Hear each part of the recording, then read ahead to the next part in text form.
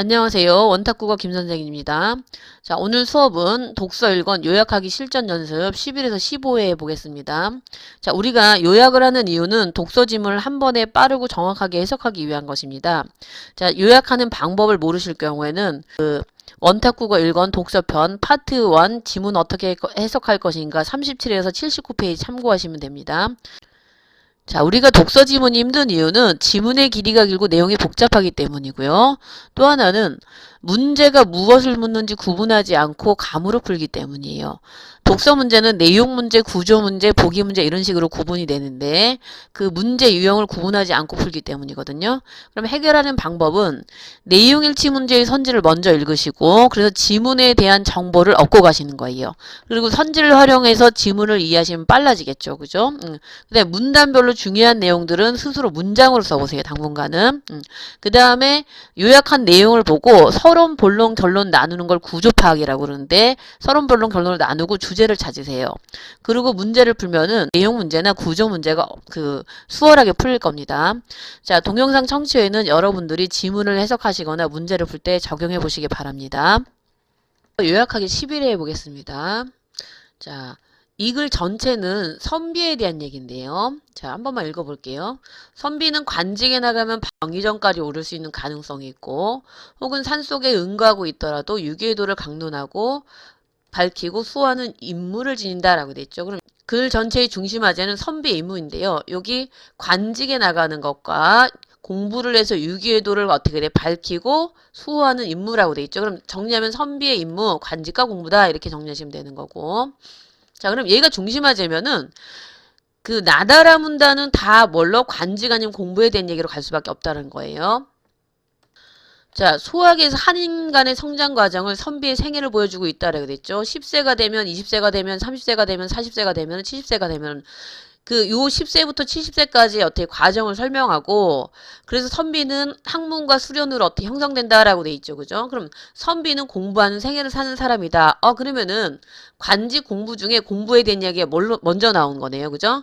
자, 그 다음에 선비가 공부하는 대상으로는 소학이 있고 대학이 있다. 그럼 나다문다는 선비의 공부에 대해서 얘기하는 거예요. 선비는 공부하는 삶을 산다. 그 다음에 소학과 대학을 공부한다. 이렇게 정리하시면 되는 거고 공부에 대한 건 해명이 끝났으니까 관직에 대한 걸로 해명이 가겠죠. 그죠? 자, 라문단에서 선비는 자신의 덕을 사회 속에 실현하기 위해 간직으로 나갈 필요를 가진다. 따라서 일찍부터 과거시험을 치고 벼슬할 길을 찾는다. 대부분 선비는 과거시험에 합격하지 못해 벼슬길에 나가지 못하고 소수의 선비만이 간직에 나가게 된다. 그럼 여기가 지금 중심 내용이고 나머지가 뒷받침 문장이라고 보시면 되는 거죠. 자, 그 다음에 여기서는 여기서 선비는 이제 관제가 나갔을 때 선비가 어떻게 해야 된다. 선비의 자세가 되는 건데 임금과의 관계에서 무조건적 신하로서 복종과 충성을 바치지 않는다. 선비는 임금과 사이에 의리로 맺기 때문에 의리가 없으면 신하를 하지 않는 것이 도리이고 여기서 선비로 관직에 나간 경우와 직업으로 나간 경우가 차이가 드러난다. 자, 선비는 언제나 관직에 나가서 직책과 성격, 임금의 역할에 성찰하며 잘못이 있으면 간언히 간섭하는 말을 하면 바로잡으려야 되는데 임금이 그게 실현이 안 되면 물러날 줄도 알아야 된다. 이 얘기가 되는 거거든요. 그럼 여기는 관직에 나갔을 때의 선비의 자세 이렇게 정리하시면 되는데 자, 임금이 맨날 술과 여자에 빠져 있단 말이야. 그러면 임금님 그러시면 안 돼요 라고 간섭하는 말을 해야 되는데 같이 탬버린 치고 놀아주면 안 돼요? 안 되겠지? 그러니까 선비는 임금의 잘못에 대해서 간섭하는 말을 할 줄 알아야 되는 게 진정한 선비의 자세다 이 얘기가 되는 거죠. 그러면은 라마는 선비의 관직에 대한 얘기를 해명이 끝난 거고요. 자, 반은 조선 후기의 선비의 경향인데 조선 후기의 선비들은 과거 시험을 외면하고 그 다음에 도학에 전념하는 경향을 드러냈다. 그럼 정리하면 이렇게 되는 것들인데 이미 가에서 관직과 공부를 얘기했어요. 그죠? 그럼 관직과 공부를 얘기했고 그 다음에 나다에서는 공부, 라마에서는 관직을 이미 얘기 끝났기 때문에 이거는 덧붙이는 걸 그냥 부연하는 설명 이미 해명하고자 하는 다 끝났고 그냥 부연 설명을 덧붙이는 거라고 이해하시면 되는 거죠. 자, 그럼 구조를 보면은 여기가 중심화제니까 이렇게 내려오는 거겠죠. 그죠? 공부, 그 다음에 관직 이렇게 내려오고, 그 다음에 마지막은 어떻게 특징이 되는 거고. 그럼 여기 구조가 서론, 본론, 결론 이렇게 되는 거죠. 그럼 이 부분이 다 어떻게 돼? 가에 대해서 해명하는 거다. 이렇게 이해하시면 되는 거죠. 자, 이 문제를 많이 틀리는데요. 중심 가제라는 거는 서론 곧 어떻게 돼? 중심화제를 찾으라는 얘기가 되는 거예요. 그러면은 선비의 임무를 그 다른 말로 풀어낸 게 5번이니까 그죠? 선비로서 해야 될 일은 무엇인가? 이게 답이 되는 건데. 그러니까 임무라는 걸 놓친 학생들은 어떤 계층인가? 1번 내지는 어떻게 4번으로 많이 한다는 거예요. 그런데 첫 번째 문단을 정리를 잘 해주면 지금 실천하는 임무를 지니고 있다라니까 선비로서 해야 될 일은 무엇인가? 라고 봐주셔갖고 공부와 간직으로 요약을 하셔야 된다는 거죠. 자, 그러면 2번 답은 5번이 되는 거 아시겠죠? 자, 그 다음 거 넘어갈게요. 이제 12회 볼게요. 이 글은 한국춤의 특성에 대한 설명문인데요. 자, 일단은 특성이니까 여기 좀 찾기 쉬운 거부터 볼게요. 자, 여기서 여러분들이 요약하라고 하면 일회성을 찾을 수가 있겠죠. 일회성. 자, 여기서 요약을 하려면 역동성이라는 게 있죠. 역동성. 그 다음에 여기서는 현장적인 즉흥성을 보자면 즉흥성이 되겠죠. 그럼 우리가 이제 일단 중요한 단어만 이렇게 찾아갖고 일회성, 역동성, 즉흥성 이렇게 정리하시면 되는데, 자, 우리가 이제 서양 춤이랑 비교했을 때 한국 춤은 일회성이라는 건 그때그때마다 다른 거야. 서양 춤은 월요일부터 금요일까지 대본이 있기 때문에 똑같아. 그죠? 춤 동작 이런 게 똑같은데 우리는 대본이 있다 없다? 없기 때문에 춤을 출 때마다 그때그때 다르다는 얘기예요. 일회용 치시면 어떻게 한 번 쓰고 버리는 거잖아요. 우리 춤도 일회성, 그러니까 그때그때마다 춤을 출 게 약간 다르니까 그게 일회성이 되는 거고요. 자, 그 다음에 역동성이라는 거는 서양에는 디스코라는 게 있어. 그럼 어떻게 돼? 음악이 빠르니까 춤도 빠른데 우리는 그게 없어요. 반대라는 거지. 음악은 빠르면 춤을 느려. 반대로 춤은 빠르면 음악은 느려. 그럼 거기서 일종의 불일치가 생기면서 움직임 같은 역동성이 생기는 게 그 얘기가 되는 거고. 자, 그 다음에 현장적인 즉흥성이라는 거는 서양은 무대랑 객석이 구분이 돼 있단 말이야. 그런데 우리는 그게 구분이 돼 있다, 안 돼 있다, 안 돼 있기 때문에 그 공연자가 있으면 그 주변에 관객이 있어요. 그럼 관객이 같이 그 춤추면서 논다는 거죠. 그럼 그게 바로 현장적인 즉흥성이 보장이 된다는 거고. 자, 그럼 여기 이렇게 정리해 주시면 되는 거고요. 자, 그 다음에 이제 여기서 그 중요한 단어를 찾으면 일상성의 자연스러운 파격과 결부지어 볼 수 있다 그랬죠. 파격은 기존의 틀을 깨트린다는 얘기가 되는 거예요. 옛날 사람들은 보통 그 늘 노는 게 아니잖아요. 그러니까 평소에는 노동을 하다가 우리가 이제 마을 잔치가 있을 때마다 같이 이제 노는데 그게 기존의 어떻게 일탈 내지는 어떻게 형식적 틀을 깨트린다 해서 파격성이 되는 거고요. 자, 그 다음에 여기 이제 중심 내용은 궁중악이나 궁중춤도 시대에 따라 변천에 따라 그 양상을 달리 변모되었다라고 얘기했는데 일본의 가원제를 예로 들었죠. 그죠? 그럼 일본의 가원제는 스승의 춤을 제자가 그대로 계승하는 거야. 근데 우리는 그렇지 않다는 거예요. 그러니까 스승이 있으면 스승은 스승춤대로 추고 제자는 제자 나름대로 새로운 걸 어떻게 개발한다는 거지. 그러니까 시대에 따라 변하는 거니까 변이성이 되는 거고요. 자, 그 다음에 여기서는 그 판에 박힌 글씨나 그림을 높이 평가하지 않고 도자기 7떨어 서로 다른 모양이 나오는데 똑같은 것을 두 번 다시 되풀이하지 않는다. 그럼 이거는 전대의 것과 후대의 것이 다르다는 얘기요. 전대의 춤과 후대의 춤이 같지 않으니까 그건 어떻게 돼? 후대에서 새롭게 만들어진다 해서 창조성이 되는 거죠. 자, 요거를 변이성은 시대에 따라 변한다라는 걸로 보시면 되는 거고 다는 전대의 것과 후대의 것이 다르니까 후대에서 새롭게 창조한다, 만들어진다 이런 의미로 이해하시면 되는 거예요.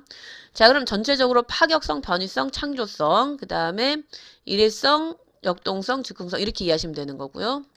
자, 그럼 내용 구조는 전체적으로 한국춤의 특성에 대한 거니까 이렇게 정리하면 요게 이제 1번이 답이 나오겠죠. 그죠? 어떤 과제를 해결하기 위한가? 중심화제는 무엇인가? 묻는 거라고 보시면 되는 거고요. 자, 이제 요 부분을 많이 틀리는데 그럼 이건 마에 뒤에 들어가야 되는데 한번 볼게요. 자, 음악과 춤의 극단적인 대비에서 오히려 역동성이 드러나고 나아가 춤과 음악이 자유로운 불일치를 이루는 데서 음악과 춤의 만남은 극치를 이룬다. 그러고 나서 이와 같은 파격적 일탈이나 불일치는 하나의 커다란 테두 속에 포함되어 진행됨으로써 가능하고 이를 위해 주기마저 한 통속이 되어야 된다. 연결이 되겠죠. 그죠? 그러니까 서로 그 일치하지 않지만 오히려 어떻게 돼? 불일치 속에 조화가 있다라는 것들이니까 당연히 역동성에 대한 부연 설명으로 말을 넣어주면 되겠죠. 마 뒤에 붙여주면 되겠죠. 그 다음에 다에서 특성되는 한국 예술의 특성은 창조성이 되겠네요. 그죠? 창조성. 그럼 답은 2번이 되겠네요. 그죠? 자, 이제 그 다음에 넘어갈게요. 자, 이거는 요약이 어렵다라고 얘기하는 친구들이 있는데 자, 이제 화산 월등사 서남 쪽에 중루가 있는데 누의 서편에는 누각의 서편에는 대나무 수천 그루가 있다.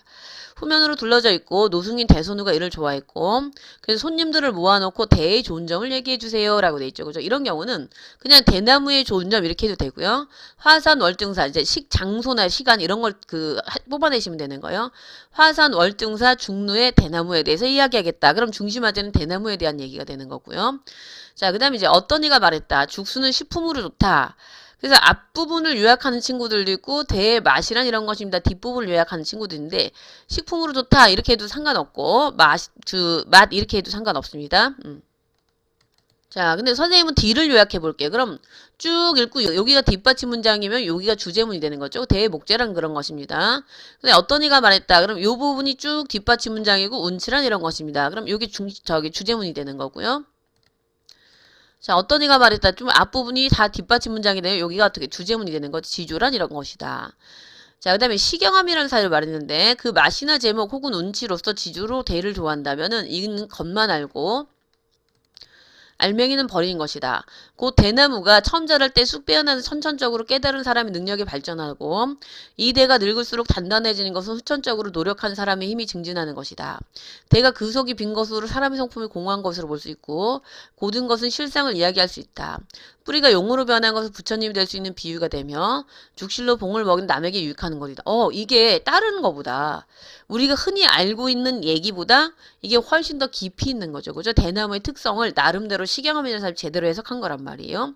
자, 그래서 공이 네 말이 의미가 있구나라고 여러 사람의 얘기 중에 그 시경함이라는 사람의 얘기를 어떻게 가장 평가하게 된 거죠.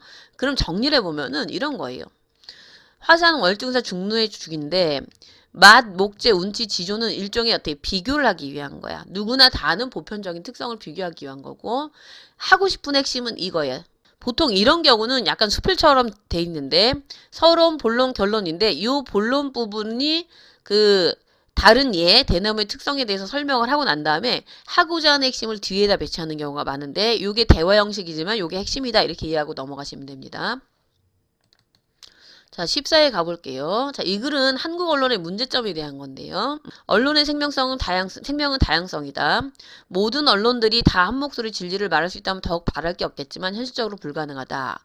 따라 다양한 목소리들이 자본의 논리의 지배를 받지 않는 이상 자유시장의 원리에 따라 상호 경쟁하는 것이 바람직하다. 그럼 언론은 다양해야 되는 사명이 있어. 그러나 한국 언론은 획일적이다. 그럼 우리가 이제 신문사나 아니면은 뭐 방송 3사에서 보도하는 것 자체가 다양해야 돼. 그죠?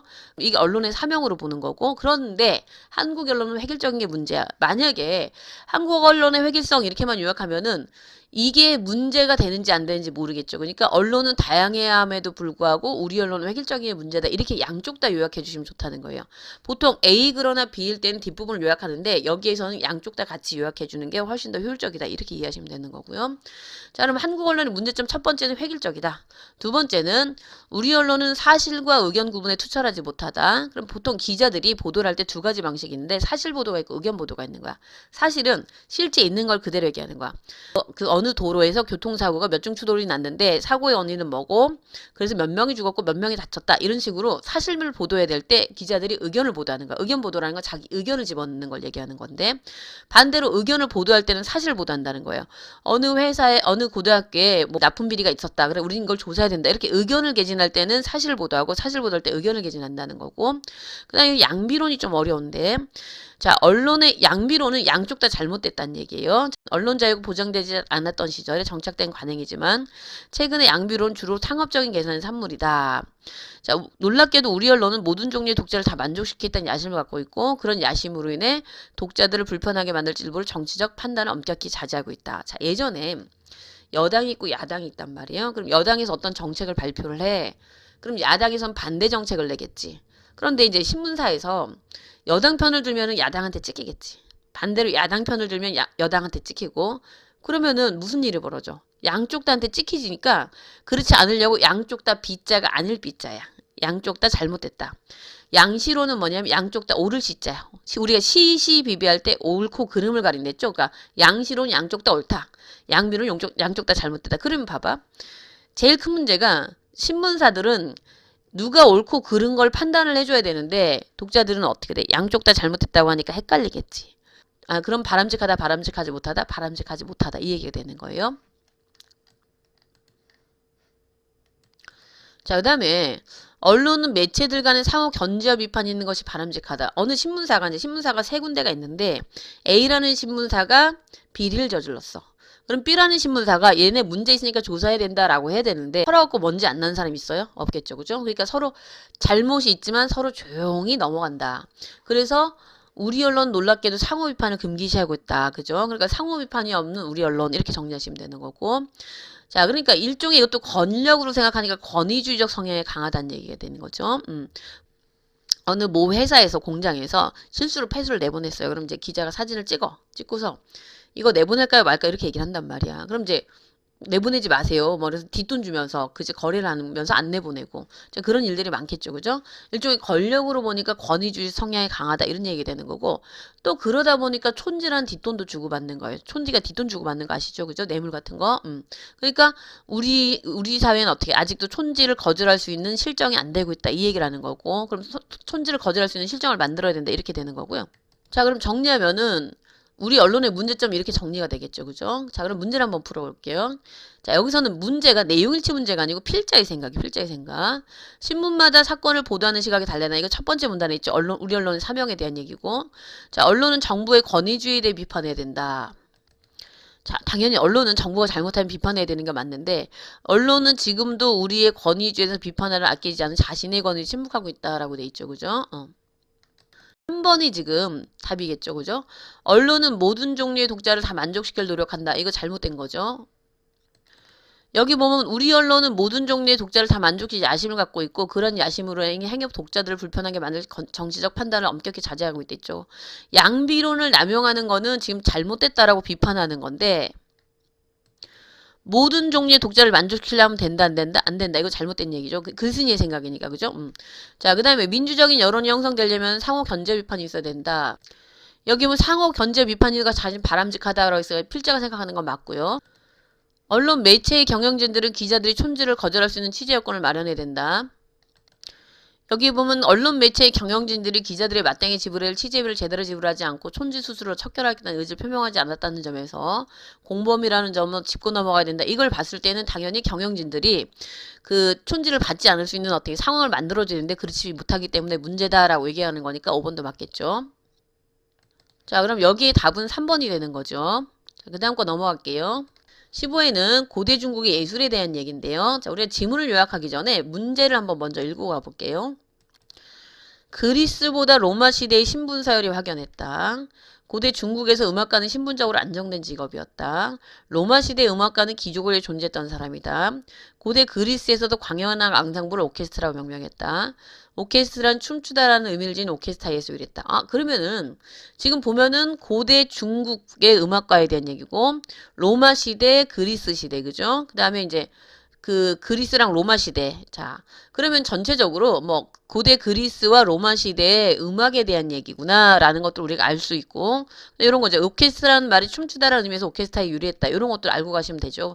자, 이렇게 내용일치 문제의 선지를 먼저 분석해서 지문에 대한 정보를 알고 가면은 지문을 요약하는 것 자체도 쉽고 그 이해가 빠르겠죠. 그죠? 자, 고대 중국의 예술은 한마디로 정의하면 현실 정치와 밀접하다. 우리가 보통 음악이랑 정치는 상관이 없는 것 같은데 고대 중국에서는 그렇지 않았다는 얘기. 음악과 그 정치는 연결이 됐다. 그럼 이제 고대 중국의 예술론인데 여기 좀 추가를 해주면은 뭐라고 연결해주면 좋나요? 현실 정치와 연결이 돼 있다. 이렇게 정리해주면 더 자세하겠죠. 그죠? 여기서 잠깐 오케스트라는 말의 역사적 견해에서 알아보자 라고 했고 오케스트라는 춤추라는 뜻의 오케스트라에서 유래했다 돼 있고죠. 자, 그리스에서는 극장 앞에 반원형 공간이고 로마 시대에는 극장 앞에 특별석, 중세 이후에는 연주자들의 무대, 오늘날엔 연주자 단체. 그럼 이렇게 오케스트라는 말이 시대에 따라서 요런 의미로 변화했다라고 얘기하는 거니까 오케스트라는 말의 변천 이렇게 정리하면 되겠죠. 그죠? 자, 그 다음에 다는 자, 오케스트라는 말이 변천 과정에 알 수 있듯이 이 말은 당시 예술의 구심점이 어디에 놓여 있는가 잘 드러내준다.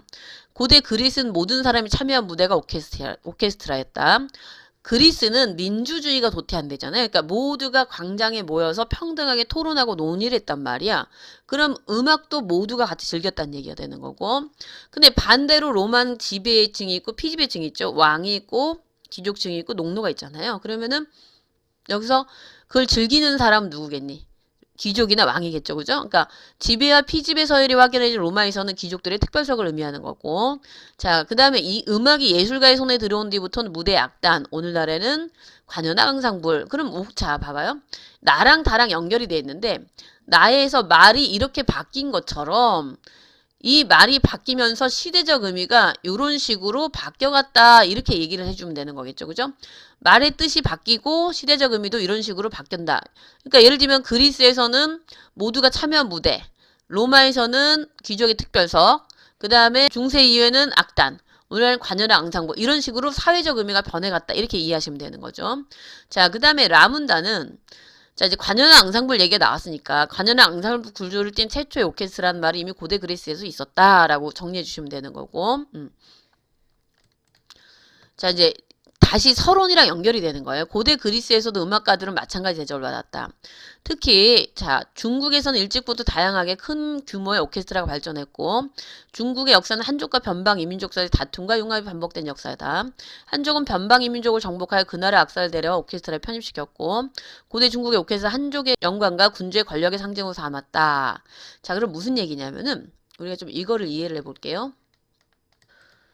자, 고대 중국은 전쟁도 많았고 서로 땅 따먹기를 많이 했죠. 그죠? 원나라에 칭기즈칸이 가장 많이 이제 영토를 넓혔는데 보통 이제 한족은 중국 전통족이에요. 전통족. 그런데 이게 오케스트라 규모인 거야.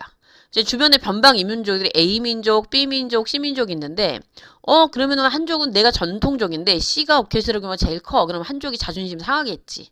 그럼 어떻게 해야 돼? 얘랑 전쟁에서 격파시키고 악사를 데리고 와. 그럼 130명이 되고 또 얘랑 전쟁에서 악사를 데리고 와. 그럼 160명이 되는 거겠죠? 아, 그럼 이 중에 내가 힘이 제일 세.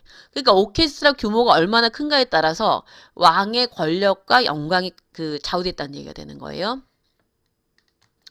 그래서 보면은 여기 중국의 오케스트라 한쪽의 영광과 군주의 권력을 상징으로 삼았다. 오케스트라를 소유하고 있는 측면만 아니라 조율체계 악사 숫자까지 엄격히 통제해 영광과 권력의 상징으로 삼았다. 그래서 오케스트라에서 악사들의 수와 배치법은 오케스트라를 소유한 통치자의 신분을 상징했다. 그만큼 규모가 얼마나 크냐에 따라서 왕이 어떻게 돼? 권력을 상징했다는 얘기가 되는 거죠. 이제 중국 오케스트라의 의미 이렇게 정리하시면 되는 거고 그러니까 우리 첫 번째 문단에서 고대 중국의 예술론이 현실 정치와 연결됐다는 얘기가 그 말랑 연결이 되는 거겠죠. 그죠? 그럼 결과적으로 고대 중국의 예술론은 현실과 연결되어 있는데 마 부분이 어떻게 연결이 되는 거죠. 그럼 요 가운데 부분은 본론인데 고대 중국에서 이렇게 된 것처럼 뭐 다른 지역 그리스 로마 고대 그죠? 그리스 로마 시대에는 이런 게 의미였다라고 얘기를 하는 거고 실제 전체 주제는 가하고 말을 요약한 게 요거가 되는 거죠. 고대 중국의 예술이 현실 정치와 밀접한 연관을 가지고 있다. 그래 고대 중국의 예술론의 의미가 되는 거죠. 자, 그럼 2번 답은 몇 번이 돼야 돼요? 자, 이런 경우는 당연히 정보를 주는 글이겠죠. 설명문이니까 5번이 돼야 되는 거고. 자, 이제 내용일치 문제 한번 풀어볼게요. 이거 많이 틀리는데요, 학생들이. 자, 이거는 어딜 보면 되나요? 그리스부터 로마의 신분 서열이 확연했다. 자, 여기 있죠. 다문단에. 자, 고대 그리스 모두의 창현 무대 오케스트라인데 이것이 지배와 피지배 서열이 확연해진 로마의 기술석이다, 특별석이다라는 했으니까 당연히 그리스보다 로마는 신분 서열이 확연했다. 이렇게 되는 거고요.